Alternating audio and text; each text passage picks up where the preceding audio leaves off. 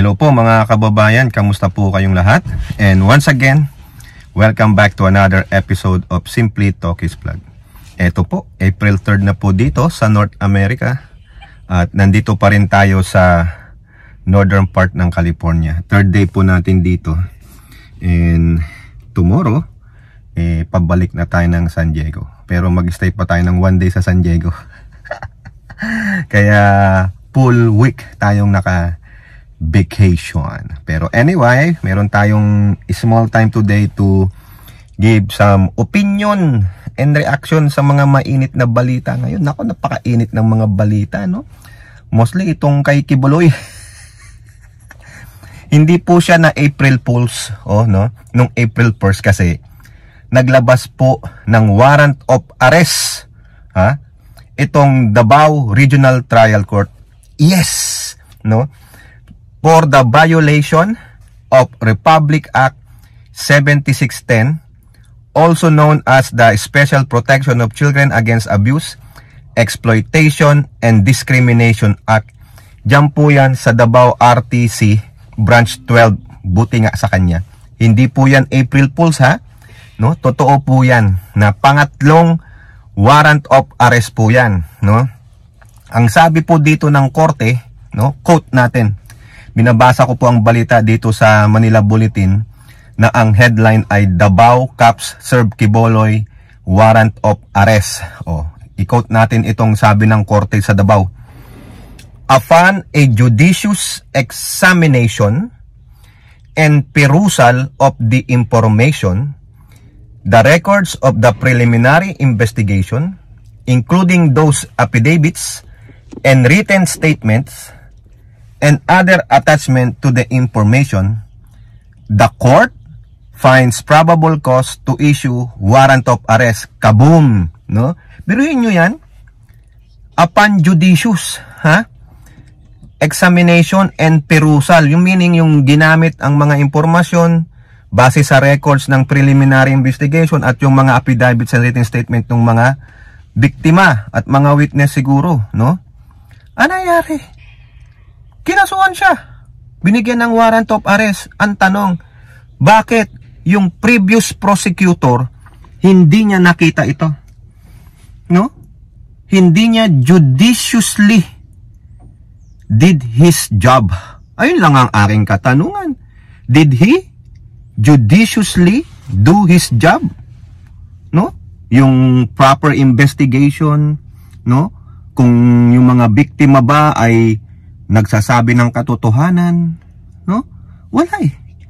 Kumbaga, tanungin natin, na-impluwensyahan ba siya?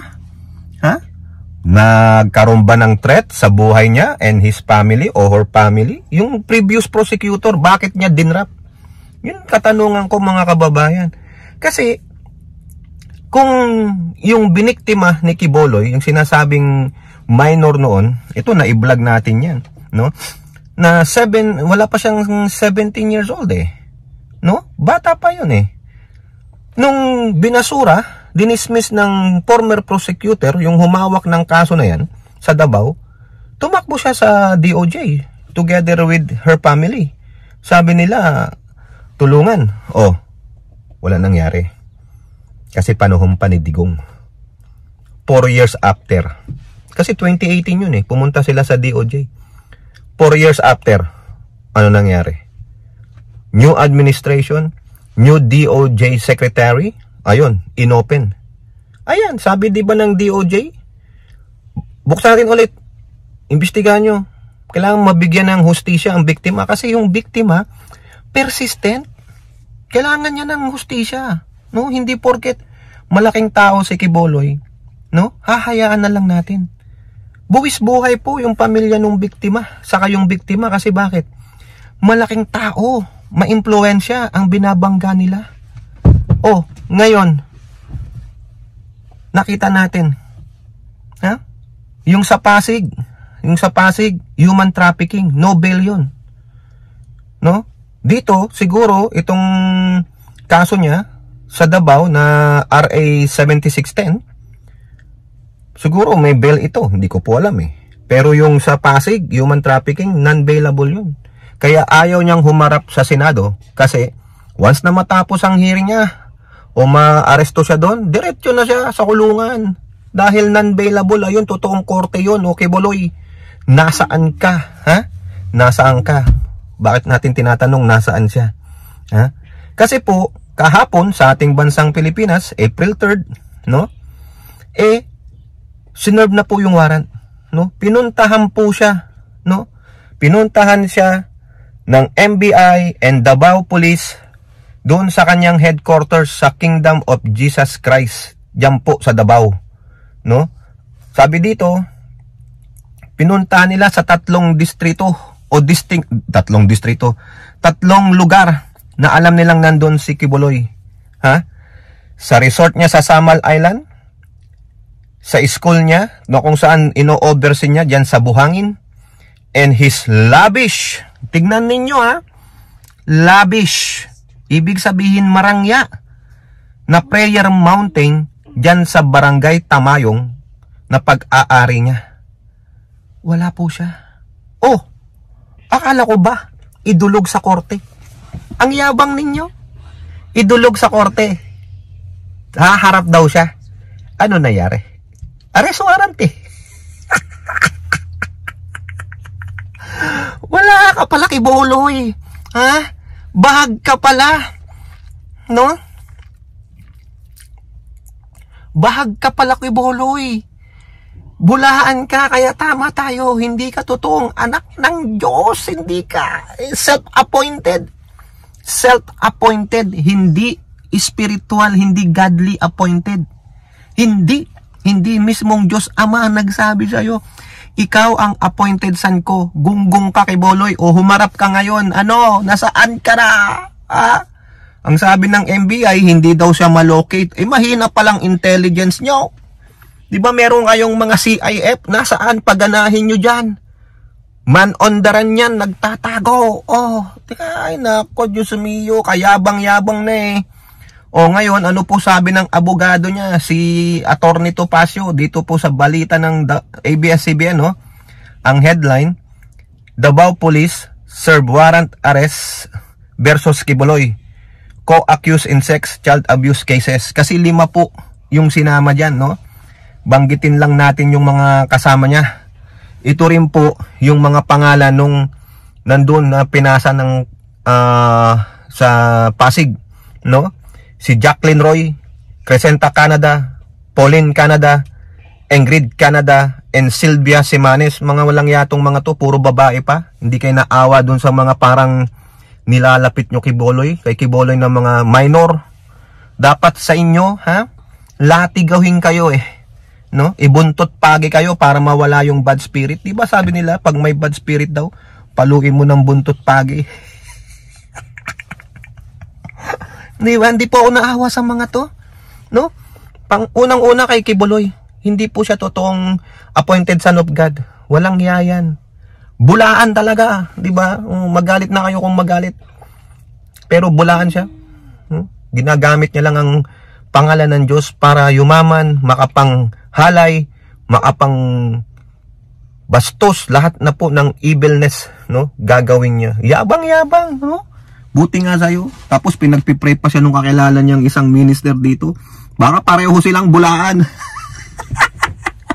No, eto po. Si Topacio, meron na namang sinasabi, no? Anong sabi niya dito?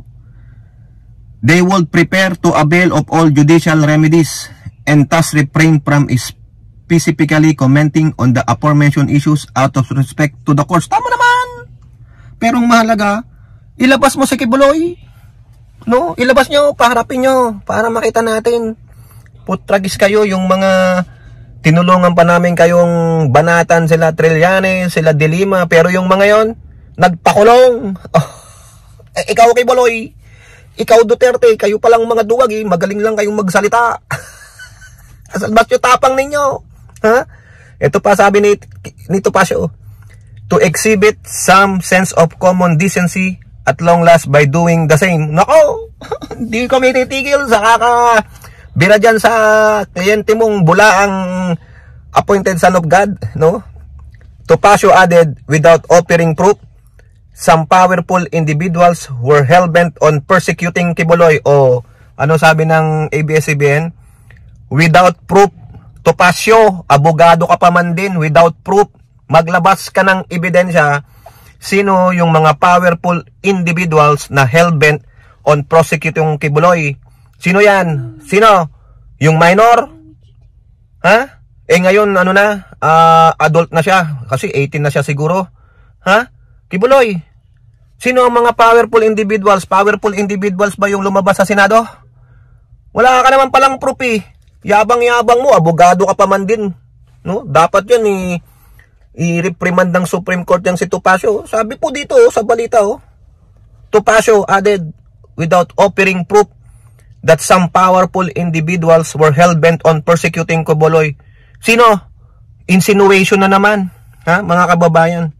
They are insinuating again, lalo na tong si Topacio. Anong gusto mong sabihin sa amin? Na may kinalaman dito ang first couple? Oh, sino? Kasi ganun eh. Ang gusto nyong palabasin eh. Diyan sa mga SMNI ninyo eh. Laging ang birada nyo, ang first couple. Si Martin. Sino pa? Si DOJ. Ha? Matapang ang Topacio. Kung may pruweba ka, ilabas mo. Kaya sabi ng ABS-CBN, no? Without offering proof, gunggong ka Topacio. Ang yabang mo. Sasalita ka ng ganyan, wala ka naman palang pruweba. Labas mo. Para makistigo din namin sila. Pakatulungan pa kitang kastiguhin sila. Oh, 'di ba? Pero so far ngayon, ang ating sosolpakin yung kanyang klinenteng gunggong. No? Yan. Yabang-yabang nilang magsalita, mga kababayan. Dalhin ninyo si korte, lalo na si Tamilmil. Oh. Dalhin daw sa korte, o ayan, anong maa-advise mo, Tamilmil? Dabaw na yan, no? Alam ko, buhis-buhay din dyan yung nagbigay ng arrest warrant. Diba? Baka dapat yan, ingatan yan ng pamalaan, yung judge dyan. Alam nyo na. Maraming mga membro ng kulto si Kibuloy. Alam nyo na. Diba? O, buti nga sa inyo. Dapat lang yan. Labas nyo si Kibuloy kung matapang kayo. Huwag nyong itago. 3 lugar na yun pinuntahan ng NBI sa Davao Police. Wala. O, diba? Nasaan ka, Kibuloy? Namumundok ka na? Ha? Gago ka. Dapat sa'yo, no? Putulan. Yabang-yabang yung magsalita, dalhin sa korte.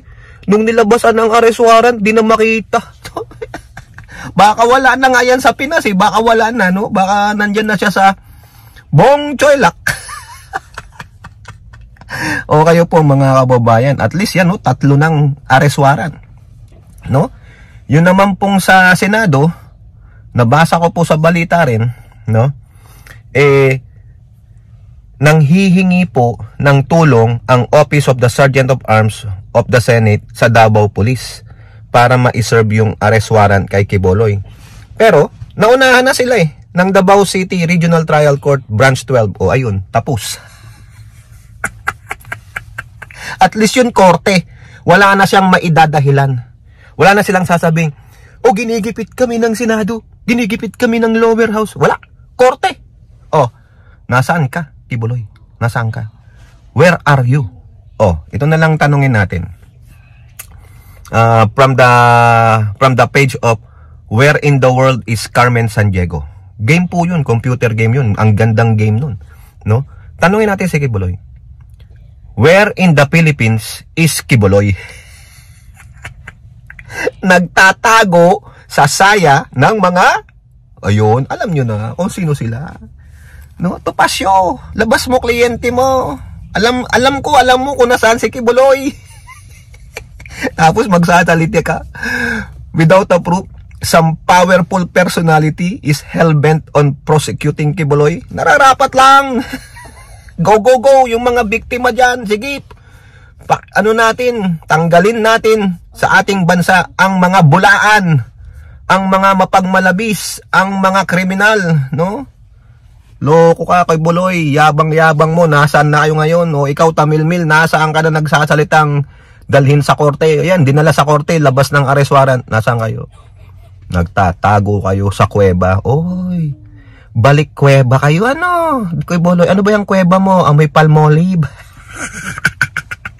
O kayo po, ano po ang inyong masasabi? Comment down below. And don't forget to like and share. Hope to see you on the next videos. Bye-bye. God bless.